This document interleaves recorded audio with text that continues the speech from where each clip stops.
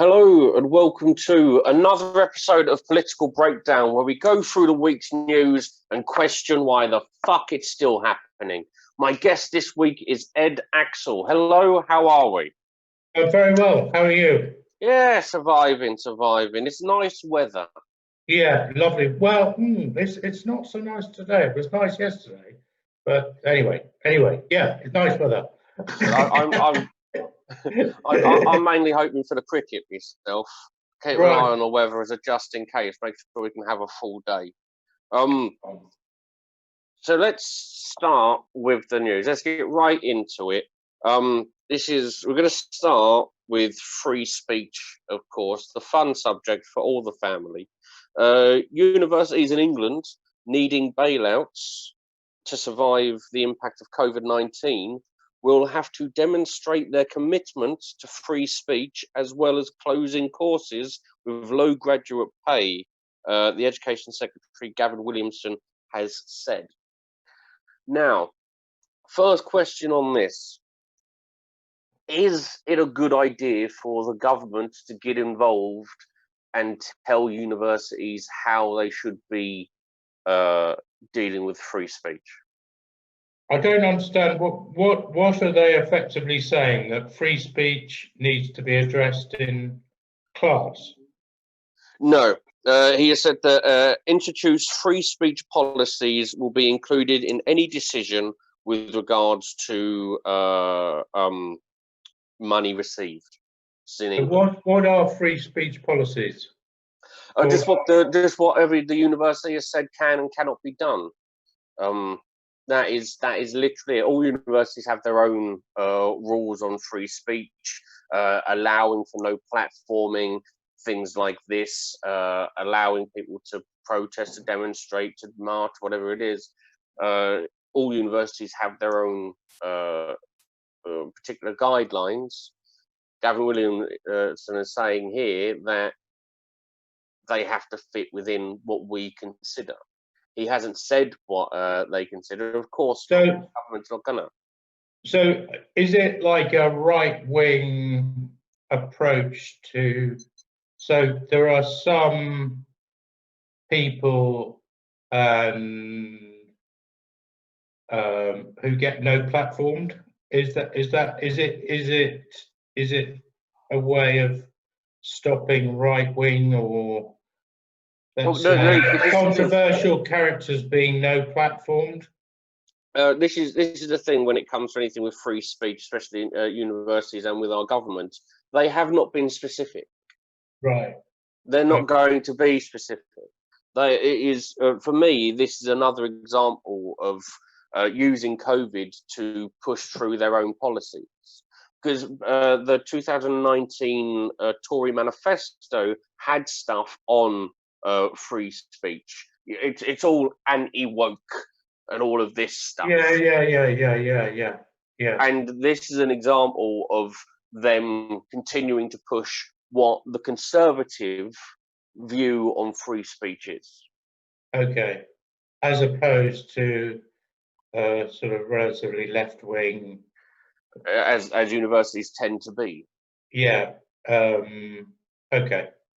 I mean, the difficulty is I don't know the detail enough, but what I would say is universities and students in general are left-wing in reality. Although I would say when I was a student, you'd be surprised the different, the number of different kind of societies and sort of groupings within university that you'd assume everyone was left-wing, but actually that isn't the case. There are big, there are huge sort of interest groups and societies that don't conform to what you would assume the traditional left-wing approach to student existence would be. Yeah, he actually said another thing with regards to student unions. Said that student unions also will be required to serve the needs of wider student population rather than subsidizing niche activism and campaigns. Yeah, Now, there's an argument for that. I thought, because I never went to university, I Right. always assumed that student unions were just there for niche activism and campaigns. Isn't that all they're there for? You know? No, no, well, no. I mean, the idea of the student union. I mean, the idea of the student union is that it's a union for all the students, and Yeah. it provides, unions provide services, and they provide, the student union bar, and all of those kind of things. They're sort of collective body there for all of the students. Uh, they put on entertainment as well. A lot of the Yeah, entertainment. I've done a uni gig in the past. I did not massively enjoy it. No, awful, awful. But Terrible places to gig. yeah, sometimes they are. Sometimes student union gigs can be dreadful. I mean, Oh but god. uh, the the only thing I would say, the difficulty is that I'm not. I'm very out of touch with that life and that world, Yeah. uh, in the sense that I can sort of understand. Well, put it like this: if is student unions and students per se are politicized, and there Yes. are certain there's a percentage of students that are very politicized, and But often. isn't that the place that they should be political? It's when you get you come from a child, go to university, supposedly to go to higher learning to learn more about the world. That isn't that the place where you would become more political? Absolutely, absolutely, nothing wrong with that. Yeah, and it's not as though. And and and and and you know, often, and it doesn't always follow actually. I remember, um, in my he did the same course as me. There was a right wing politician called Stuart Jackson. He was a Hmm. Conservative MP. Right, he's a very right wing Conservative MP, and Yeah. um, ultimately, when he was actually very active in student union politics, but um, was he didn't claim to be a conservative at that point. He claimed to be an independent, Yeah. principally because the Conservatives had such a bad name, I think. But also, Lucky that's improved. yeah, yeah, yeah. But this was the 80s, don't forget. Oh God. This is the Maggie Thatcher era. Yeah. Um, The but halcyon days. yeah, yeah. This was this was really bad stuff. But and student unions were very anti-Thatcher and very left-wing, and all of our lecturers actually were always all very left-wing. Um, and uh, I suppose the issue, with a lot of this, he did get elected to a lot of student union bodies, um, partly out of his own personal enthusiasm, but also partly because he had a following, Yes. and this was the thing, and this was the thing that that we ignore in society is, if you're sort of slightly left wing, which I am, you you ignore the fact that there are a lot of people out there that are right wing. Yes. Well, I mean, but this And is you the thing can't with that. understand why they are, you know. But this is the thing with that, and I see a lot of it, and we see it all the time. Oh, the woke's taking over. The left are in control. My answer is always where? Where are they in control? Exactly what Yeah. part of society is the left controlling? Because I, it's not politics, and it hasn't been politics arguably ever. You've never really had left wing. You've had centre left, but you've never actually had a left wing, especially this no, you country. haven't. No, you haven't. Media, where's this left wing media I keep on hearing about? Because the most visited newspaper website is the Daily Mail. The most read newspapers are the Daily Mail and the Sun. Yeah. I mean, where even the BBC is at best centre. Yeah. It's not massively right wing. It's not massively left wing. It is trying to be as centre as it can. Where is the left winning all of these battles that I hear so much about? Because they seem to have lost everything. This is the problem with the right wing for me, though.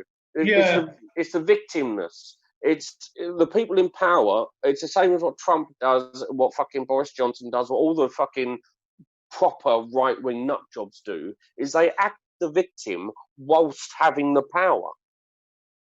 Yeah. Well, yeah. I wouldn't. Okay. Okay. So I think there are a number of issues in what you say. But in terms of politics, what the Tony Blairs of this world would say is the centre ground oscillates from the right to the left. And therefore, if you're going to get elected, you've got to be in the centre ground in order to take advantage of that oscillation. Yeah.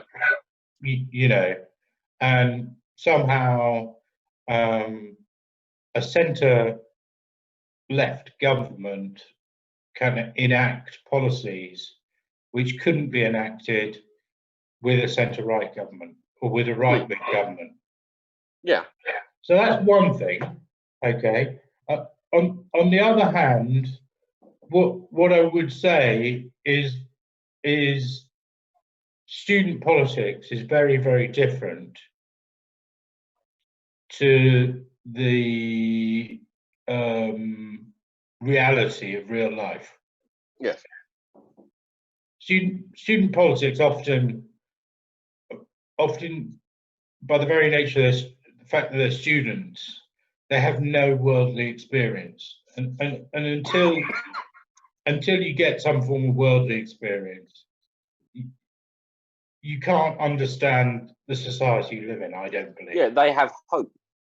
Yeah, and well, once you get rid of hope and become an adult, then well, I wouldn't say it was hope. I mean, I think hopefully we've all got hope. I mean, I'll be honest. You know, I struggle with that sometimes. I'm all out, mate. Yeah. I struggle with hope sometimes. But you know, I wouldn't. I would say once you get out into the working in the economy, your worldview changes. You know, because often a lot of what you do as a student is idealistic, I think. Yeah, there's a beautiful naivety but that comes from youth anyway. The belief that you can make a change and have it, and it's not beaten out of you by the grind of realizing just what society is actually like. All the practicalities of society. I mean, that's the other thing that you have to bear in mind. It's not an evil thing. It's not like you don't get ground down by the man. I think. I mean, we've obviously had different experiences. Well, no, I've been ground down by the man, or ground down by life in general. But ultimately, the practical keys to success in the real world are very different to the way the world looks when you're a student. Oh, certainly. So how about this? Carrying on with the next bit of what he was talking about was with these conditions, is conditions including the scrapping of low value courses with high dropout rates, or whose graduates do not often end up in skilled employment. Yeah. So that is the government there saying, we will decide what you're able to learn in university. To a certain extent, yes. It also takes away some of the more ethereal subjects, like, you know,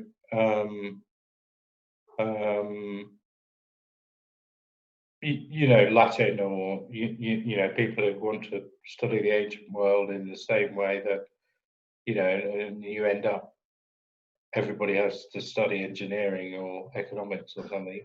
But, well, exactly. You take away a lot of the art. yeah.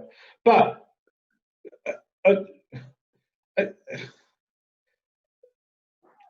okay, I kind of agree with you. I don't think they should be taken away, but equally, from his perspective, I can see where he's coming from. You know, I'm not. You know, I'd like to retain the arts and retain certain parts of the curriculum that aren't sustainable, really, in the modern world. But you know, you don't want things to die. You know, You have to have things like art. You have to allow, because what I don't think the art. I don't think he's talking about art. I think he's probably talking about. He's talking about some of the more obscure subjects, really. Oh yeah, but I mean, even the obscure. I mean, because the creative industries, you know, are big. You know, we have a big creative industry. You and I survive in, well. I mean, let's not say survive. Yeah, but I mean, yeah, but then we'll look at the fact that in our particular industry, in comedy, not only is it not seen as art, but it gets no fucking government funding because it's not fucking music, theatre, and all of that, and museums and galleries, they all get government funding, but you're not going to get. There you go. There you go. I don't think he's talking about. The answer is I don't know what he's talking about. But why? Okay, then. Okay, let's look at this in as a comparative to other businesses. They have given bailouts too. Okay, this is a separate subject from let's say universities not being able to do unsuccessful courses for the rest. Yeah. And I'll be honest with you, one thing about the universities that really is a question mark in my mind is a lot of the universities, well, if the universities have a rational reason for doing something, that's fine. Like they want to preserve the, you know, obscure subjects. You know, they want to retain them. They want to continue studying them. That's fair enough. But sometimes that they can be very anachronistic and very stuck in their ways. And I'm not saying for a moment that universities are perfect. No, but let's go back to the separate thing of comedians, comedy.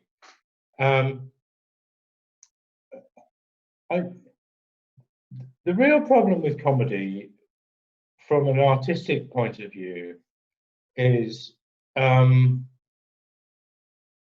it's a very broad church. Yes.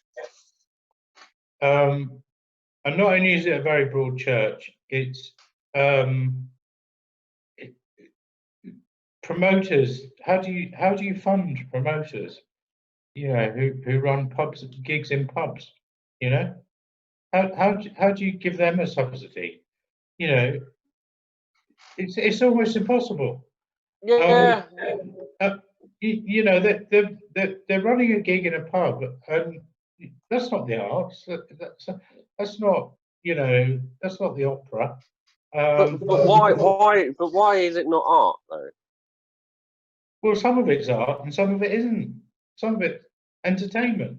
You know, I mean, you're basically saying is entertainment art? In which case, I mean, this is a problem about this is what I'm saying about being a broad church. Is some of this is entertainment, yeah. Yeah. Some of it is art. Which is which? I mean, I can only speak for myself and say that no one's ever called anything that I've done entertainment. Me neither. Yeah. So I can only assume.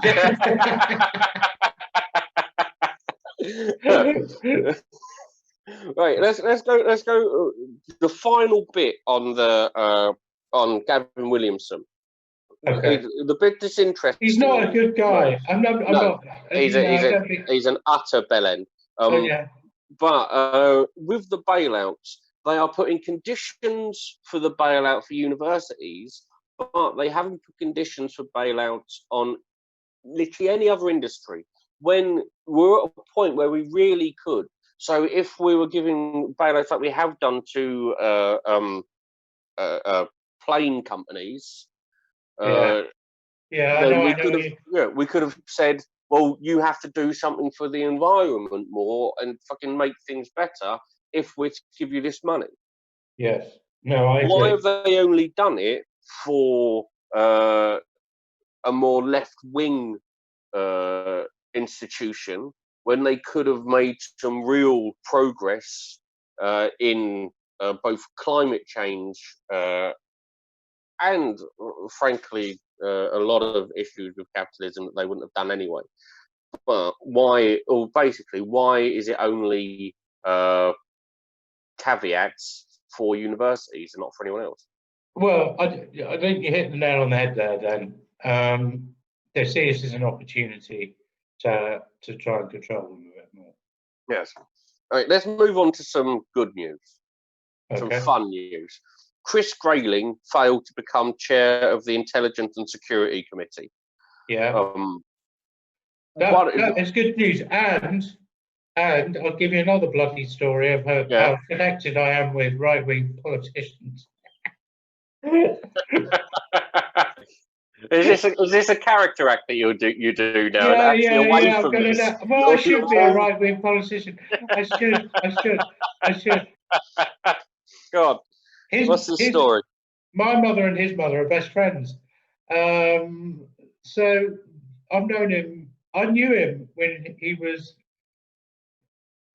Well, he's a couple of years older than me.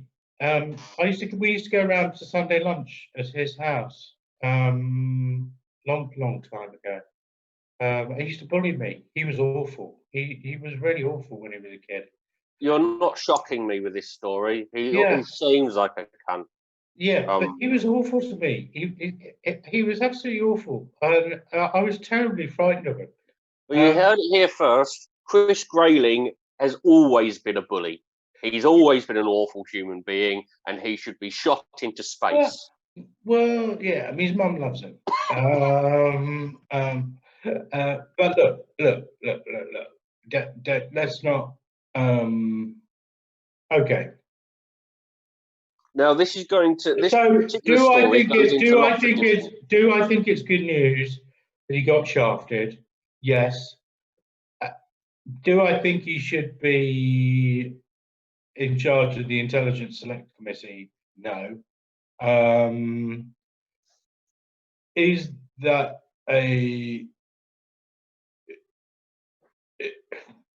I think, from what I understand, the government is really pissed off about this. Yes, because it was won by the Tory MP Julian Lewis, who nominated himself the day of the vote.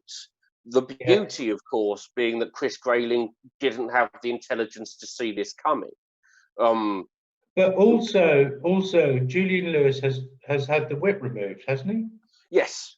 Now that I was going to get into that. He had the whip removed after it happened because Grayling was Boris Johnson's pick for it, and Julian Lewis obviously thought one of two things: either I can get some power here, or let's not have Chris Grayling near anything ever again. Because I'm not going to say for a moment that Julian Lewis is doing this over the kindness of his own heart. There has to be another reason behind it. But the Tories taking away his whip. Yeah. He's a Tory rebel. He's a Tory rebel. And have they just made an enemy there that they're going to regret in the future? Because I don't think they made. Well, it's interesting. The whole thing is interesting. It's very petty, I think. No, it's not petty. No. No, I don't forget. Number 10 said, "This is the person that is going to be the chairman of the Intelligence Committee. It's about power." Yeah. And Julian Lewis and the Labour members or the other members of the opposition members of the committee voted for somebody else. They're allowed to. He wouldn't have got 9 votes anyway. He would have only won 5-4 because he wouldn't have got the Labour SNP any opposition vote. No, but this is the thing about the Tory whip, is the whip said, I mean, this is how government works in Parliament.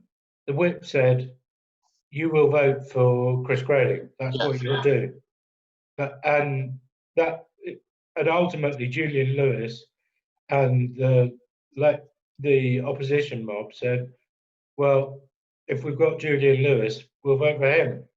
Yeah, anyone bar fucking Chris Grayling. Some of the things Chris Grayling has done. He presided over the Northern and the Thameslink rail collapses. Granted, no-deal Brexit ferry contract to a company without any ferries. Privatised the probation service that went so badly that we've actually had to fucking nationalise something. Getting the Tories to nationalise something because you've done it so badly is a fucking trick. Banned prisoners from having books from relatives, what was later overturned in court for being illegal. Yeah. These are just some of his greatest hits. There's tons. He has single-handedly cost this country billions. Yeah. Well, okay. I'm not going to defend him because it sounds like you're about to. Well, okay. What I'm gonna say is, okay, there is this family thing. Go on, Ash. And as such, I'm going to be, to a certain extent, devil's advocate. But ultimately, what I would say with Chris Grayling particularly is there's an element of luck involved and an element of bad luck involved. But also there is an element of mismanagement and poor decision making, I think. By him. Yeah, by him. But what you could say critically is he followed to the letter and actually enacted the policies of the Conservative government, the austerity Conservative government. So in terms of his privatisation of the probation service, which was an absolute disaster, Yes. is cutting hugely the legal aid budget to down to the bone, literally down to the bone, and the work he did at the Justice Department, essentially, and the prisons are now in a disastrous state as well. But ultimately, that wasn't just him. That was the austerity Conservative government. Yes. And where I find it difficult in terms of the transport things, and I'm no expert on what he was involved with and what, but in terms of the transport thing, individually he took ministerial responsibility for these things. It doesn't necessarily mean that he was individually responsible.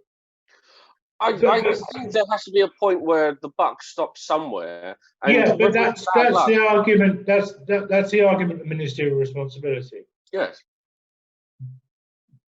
But it doesn't necessarily. The thing about ministerial responsibility is it doesn't necessarily follow that the minister is responsible. It just means the minister has to take responsibility for it. Well, either he's incredibly unlucky and he's been used as the scapegoat on all of these times, or everywhere that he's gone where he's been in charge, he's fucked up. Correlation is not causation, I know, but you have to get to a point where there seems to be a running theme here, and it's this is the problem. This is actually the problem that I think has happened with Chris. Right? Okay. Do I think Chris Grayling is not a very nice individual? Do I think that Chris Grayling is one of those people who represents the nasty side of the Tory party? Is yes to those both of those questions. Yes. Okay, but, and this is the point I'm making, and it's not a very good point, but the point I'm making is I don't like the fact that he individually carries the can, and that somehow individually he's the one that takes the flak, and everybody else somehow, like George Osborne or David Cameron, lives in the sunlit uplands and takes no responsibility for their actions. Yeah, but Chris Grayling isn't taking any responsibility. Chris Grayling's never taken any responsibility. Yeah, but he's taking a lot of hatred. He's taking a lot of hatred. I think that George Osborne and David Cameron get quite a lot of hatred as well. I think if you go onto George Osborne's Twitter feed right now, and every tweet is going to be followed by austerity, you murdering cunt. Yeah, fair enough. Grayling's failing upwards. He shouldn't be in a ministerial position. He shouldn't be allowed to make the teas at this point. The argument. Okay, so if we go back to the facts, basically, from what I can establish, Chris Grayling, as always, is on the shit side of the argument, and he was a pro-Brexiteer. Yes. And helped out the pro-Brexiteer when he was in the cabinet during the last few years of the Theresa May government. However, because of the huge cock-ups that he presided over when he was a minister, he subsequently couldn't take another cabinet role because of the press, because of essentially the reality of what he'd done, effectively. Okay. Now, as a consequence, the Tory leadership as of today felt a little bit guilty that Chris Grayling didn't have a role of any magnitude and felt that he ought to have this intelligence committee role as a way of reflecting his loyalty to the Brexit cause. Okay, and you could argue that history is written by the victors.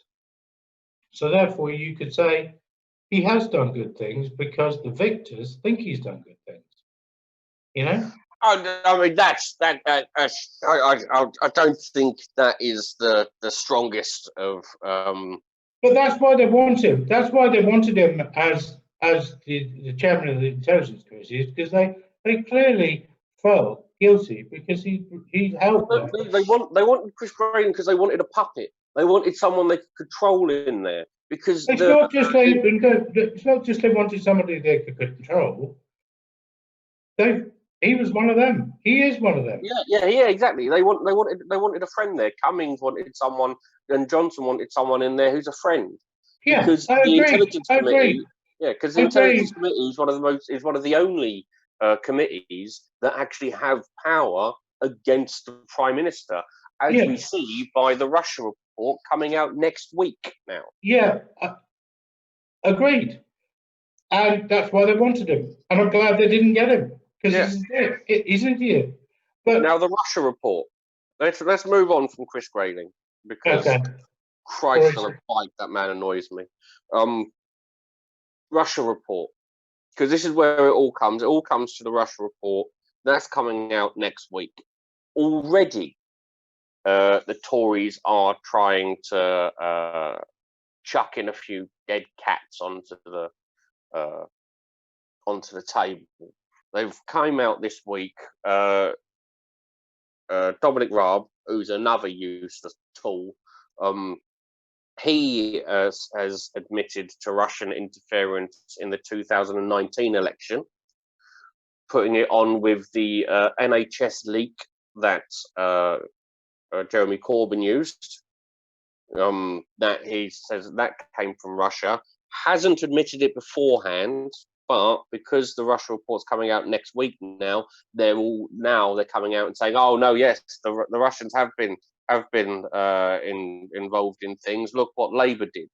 The National Cybersecurity Centre has said that drug companies and research groups in the UK, US, and Canada have been targeted by a group called APT29, which was almost certainly part of Russia's intelligence service.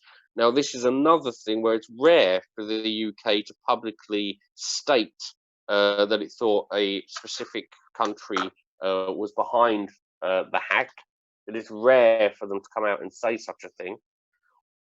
Is it all going? Well, basically, what's going to be in the Russia report? How bad do you think it's going to be?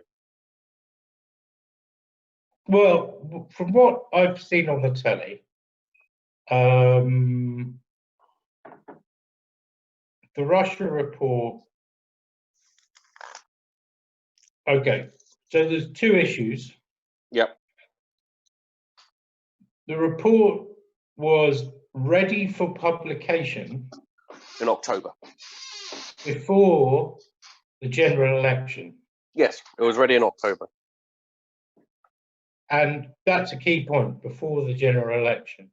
Yeah. And it could have, the fact that there was clear evidence that the Russians had tried to manipulate the previous general election was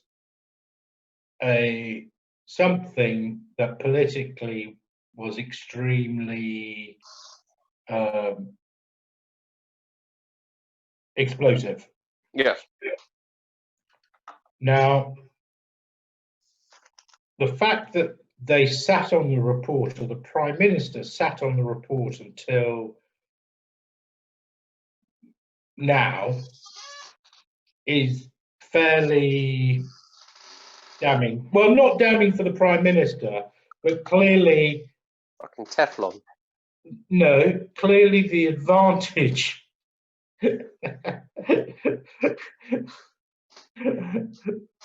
for not publishing it before the general election, at the point of the general election, clearly the advantage was Boris Johnson. So Boris Johnson, or the Conservative Party's advantage, was not to publish at the general election.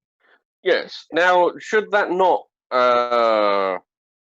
be a worry, a concern for ourselves and the state of our democracy, where there is a report that is ready before the general election that Boris Johnson himself did not bring out for the sake of his own premiership? Would he have lost the election? Oh no, he wouldn't have done. If that report was published? No. The only way he would have lost it is if we looked deeper, saw things like currently, as an example, the biggest donor to the Tories is a Russian lady who is the wife of a former Russian finance minister who happens to be friends with Putin. Right. She's done things like paid £30,000 for a dinner with Gavin Williamson, Right. 40,000 to play tennis with Boris Johnson. Right. That, with all of the Russia report and everything, you may think, why are we allowing foreign money into our politics when we're at a point where we see so much hacking and attempts to meddle in our democracy? Yeah, I totally agree. But you know,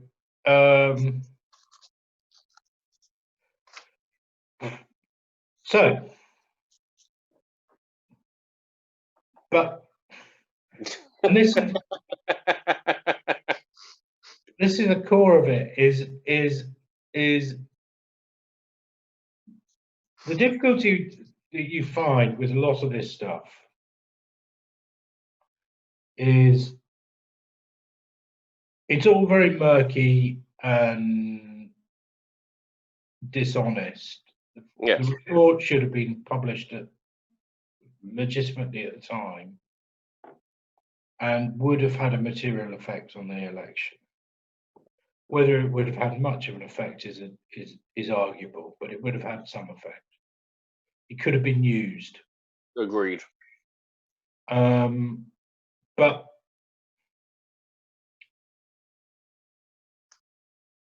the Tories managed to suppress it effectively for months, and they would have continued to suppress it if Chris Grayling got in. I don't know whether that is the case. It may well be. It may well be.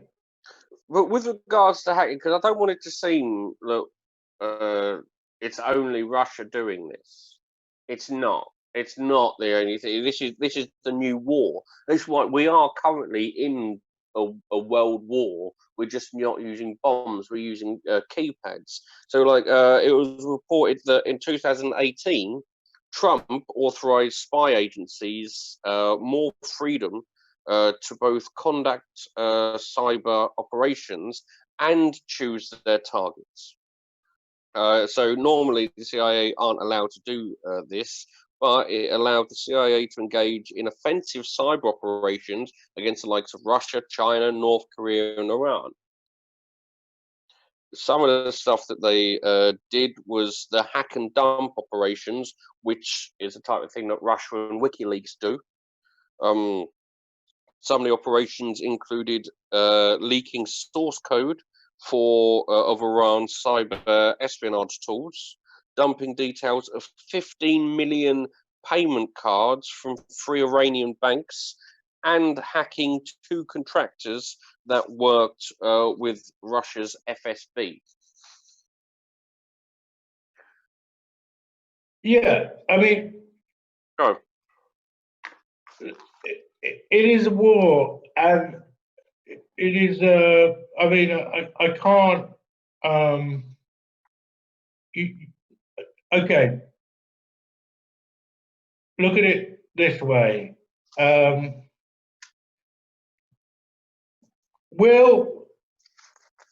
So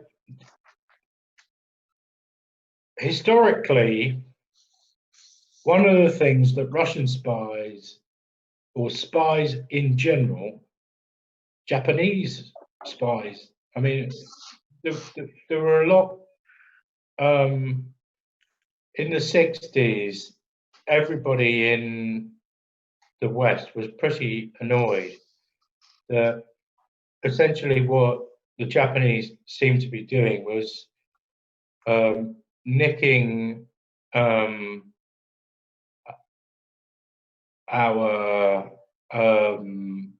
technological advances and doing them cheaper and better, effectively. But they weren't coming up with the technological advance.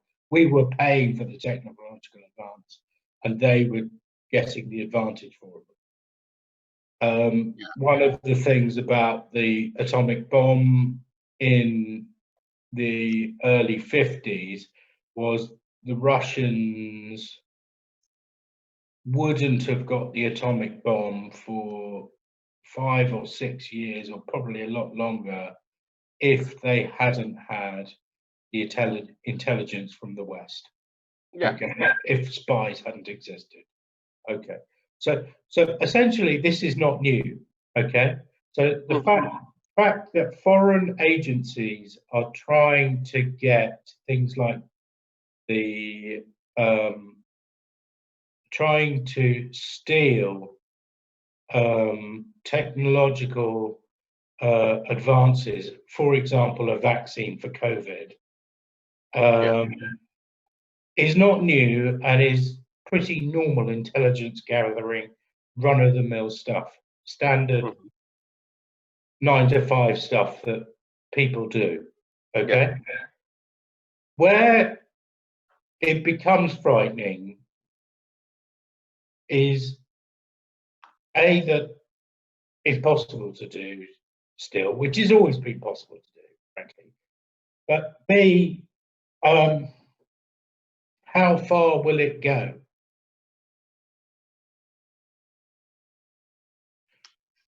And if it's just nicking bits and pieces of technological, material from one thing or another, it's not new. It's as old as the hills. But if ultimately it's all heading towards some kind of major confrontation, what do you do then? Is it heading towards a major conflict? Because that's always the subtext of all of this stuff. Is, oh, the Russians have been doing that, oh, the Chinese have been doing that. The subtext is carry on down that road for as far as it goes, and it usually means we start firing guns at them. And are we at a point where we're going to do that? Because guns are so much bigger now. The wars are so much different. If you have a World War III, it is the end of days. Yeah, and I think people know that. But the point I'm trying to make is how much of this do you keep a lid on? How far do you let it ride? And on the one hand, the media uses this kind of stuff as if it's some kind of thoroughly evil, wrong thing to do, showing them as villains, when in reality they're doing what they've always done, and we're doing it. We're doing it to them. I mean, our intelligence, the Cold War, the intelligence we had in the Cold War, and the intelligence the United States had in the Cold War, on the other side of the coin, was pretty much the same. We knew exactly what they had, and they knew exactly what we had. And the advantage was knowing more or less. Exactly. The advantage wasn't knowing, the advantage wasn't how much, whether you knew everything. The advantage was how much you knew, Right. And wars aren't fought fairly. That's the other thing that, No, they never are. We're going to, we've got maybe 10 minutes and we're going to quick fire the final bits of news. okay. So are you ready for quick fire, Ed? This is Yeah. going to be exciting, absolutely exciting. Okay. Helen McNamara, the civil servant in charge of the bullying inquiry into Priti Patel, is leaving her post to go into a new role as permanent secretary next month in yet another Whitehall shake-up, leading speculation that Downing Street's clearing the way for Patel to be cleared of bullying allegations. Do you think she's going to be cleared of bullying allegations, and who do you think Cummings will bring in to run ethics? Okay, so do I think Priti Patel, well, given the current situation and who holds the keys of power, my suspicion, frankly, is that this will be rushed under the carpet. Yes. Yes. Okay. Next piece. Researchers have claimed that there will be a global crash in children being born, which will go to a jaw-dropping impact of society. This is falling fertility rates, meaning near the end of the century could be shrinking populations. Now, they're saying this is a bad thing. Mainly owing to the fact that we'll have a continual aging population, so we'll have far too many old people, not enough young people. Okay, so the countries that will survive, in my view, will be the ones that allow sufficient immigration. Yep, immigration is, but this is all over the world though. So we're going to get to a point where they're saying that it don't matter where you are. Like they're saying, 23 nations, including Spain and Japan, could see their populations halved by 2100. Yeah. So, and so even with immigration at that point, personally, I don't. Yeah, but with immigration, they'll have the same population they always had. It's going to have to get to something along the lines of a Logan's Run of just wiping out old people. When there's I mean, ultimately, that's there is a logic to that. A worrying logic, but there is one certainly. But also, there's this worrying logic that the world population. Well, when I looked at this story, I was actually skeptical. Yeah. I tell you why I was skeptical, because I'm always skeptical, and I was skeptical when you see on the news predictions of the future, and even predictions of the future in 5 years' time. You might as well throw all those predictions in the bin and guess yourself. Yes, definitely. Frankly, anybody that says this is what's going to happen doesn't know what's going to happen. No, no one has a clue. It's not something it's certainly not something to worry about at the moment. If you look at a chart and you say if it carries on going the way it's going, this is the way it's going to go. That's what they've done. Yeah. Something that is more real. Shamima Begum left the UK to join ISIS, has won the right to return to the UK to fight the Home Office's move to revoke her British citizenship. Okay. Right move? What? Right I move? think she should have a fair day in court. Yep, absolutely. And she was born in this country. She was raised in this country. She was radicalised in this country. Taking away her fucking citizenship and say, "Oh no, she's not our problem." It's scum, frankly. Next, government have instructed care homes and public to immediately stop using coronavirus test kits produced by the private health firm Randox because of safety public problems. They were awarded a £133 million government contract, and they are not. The Department of Health has not explained the nature of the problem. Why have they? Do you think that they haven't explained what the problem is? And for an add-on little bit of fun, Randox employs Tory MP Owen Peterson as a £100,000 a year consultant. Do you think that? So what's this Randox? They've admitted responsibility for what? It is just the faulty kits. They haven't said what the problem is. They're not willing to say what the problem is. They just said, testing kits for coronavirus. Right. Coronavirus testing kits. They were given a £133 million contract to produce them. And they've only produced 40. No, there's no 40. 40, not working.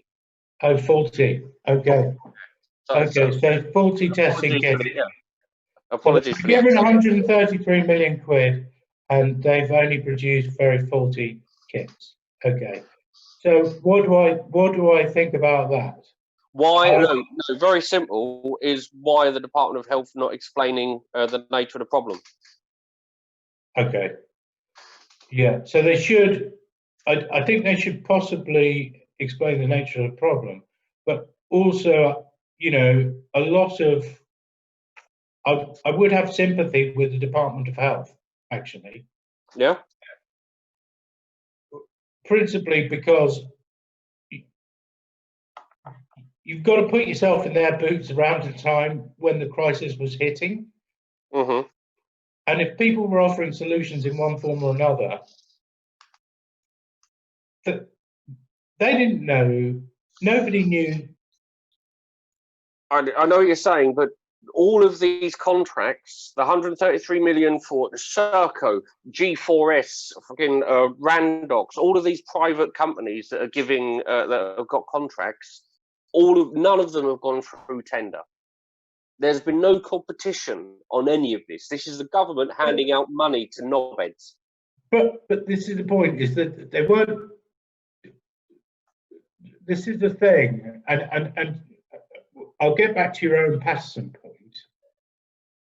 But in reality, they couldn't have gone to competitive tender because that would have taken 8 weeks or 10 weeks, and you're in the middle of a crisis. You need to resolve it. The other thing is that if you've got a bunch of people in front of you saying this will work, you don't know whether it's going to work. They don't know whether it's going to work. You might as well you'll give it a punt. It's like on the stock market, you know, there's a share out there, could go up, could go down. You give it a punt. You give it a punt, don't you? You don't know. Government can't use corruption as a punt. Where was the corruption? Where was the corruption? Well, not only are you moving away from our democracy for the tender, and you're saying that it's because we're in a crisis. So why are we giving it in a crisis to all of these companies, a lot of them without the fucking experience, that have all had problems? Every single company that we've given these contracts to throughout the coronavirus have shown how awful it is. And if you're going to give 133 million, why not give it to the NHS? The NHS have the skills. But they were producing things for the NHS. Yeah, but we have public firms that can do this. It doesn't all have to be a private. We are. But that was the other thing. That was the other thing. Is well, okay. The answer to the question actually, really, is you and I don't know enough about the reason why the contract was involved.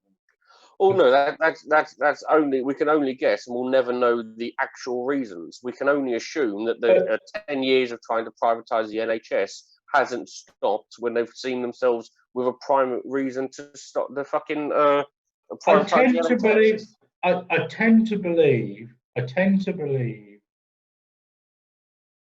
until I am shown,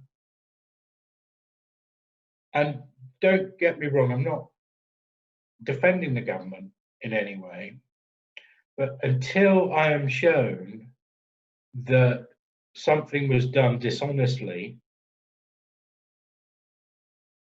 I have to assume that given the level of crisis at that moment in time,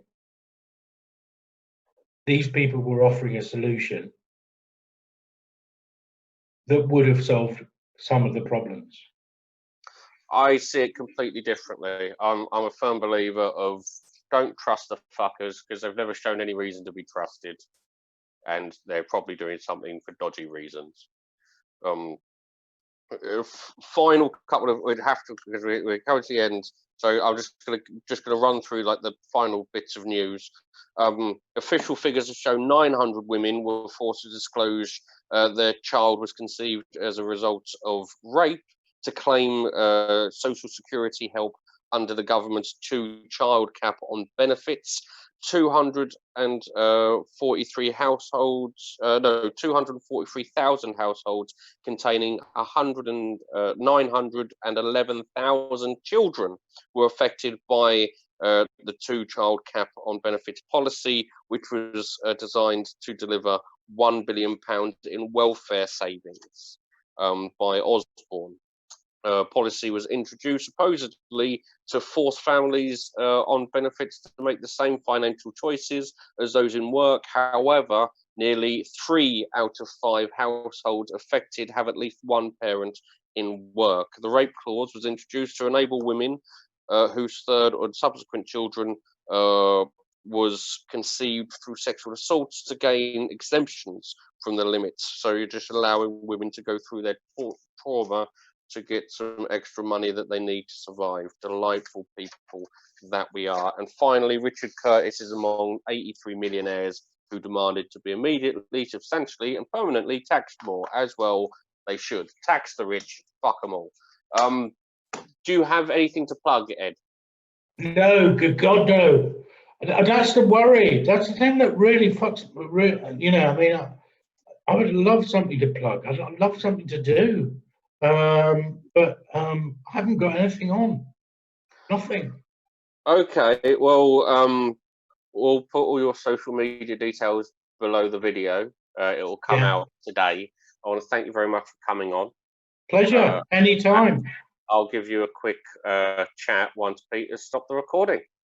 Pete, stop the recording. Thank you. Goodbye, people.